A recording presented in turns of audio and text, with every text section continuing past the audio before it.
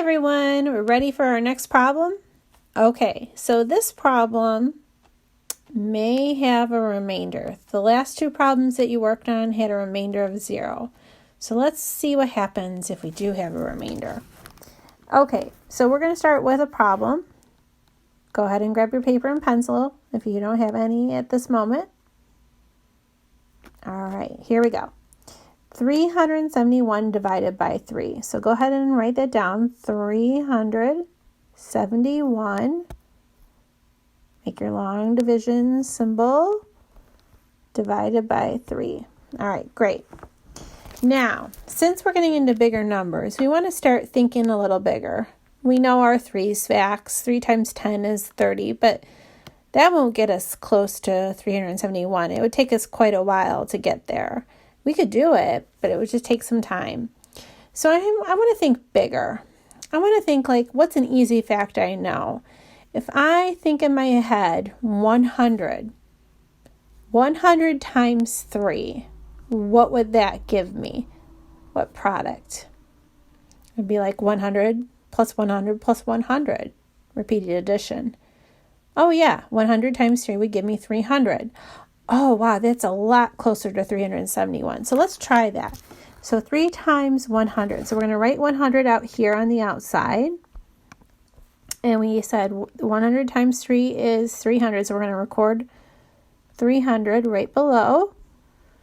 Draw our subtraction symbol and our equal sign. There we go. Go ahead and subtract that now on your own.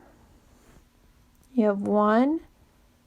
7 minus 0 is 7, and we know that 3 minus 3 is 0. Okay, excellent.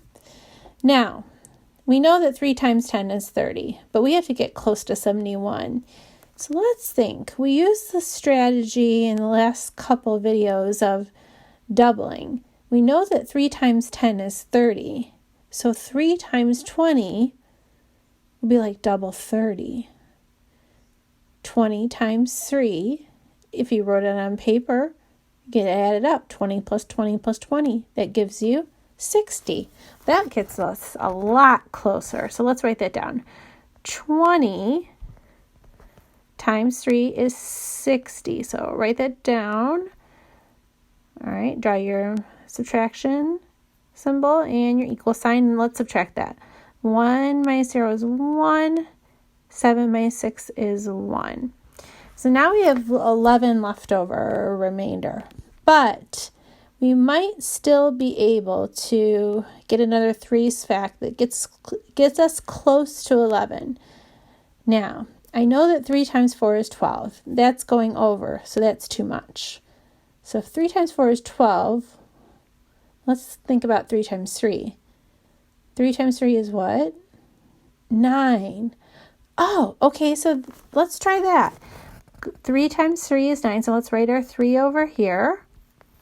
3 times 3 is 9. This is where we have a little trouble on the bottom because we're running out of room on this screen. And I'm going to draw an arrow sign over here so we can see it. 11 take away 9. You can probably do that one in your head or do the turnaround fact. 9 plus what is 11? 2. So we have a remainder of 2. Now, all we have to do is figure out the answer, the quotient. So let's circle all these numbers on the side. We're going to add them up. 100 plus 20 plus 3. Think about that. Write it down on paper. Some of you can do it in your head. Okay, what did you get?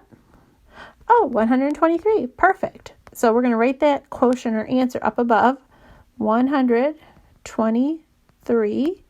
And we don't forget the remainder. We have to record that.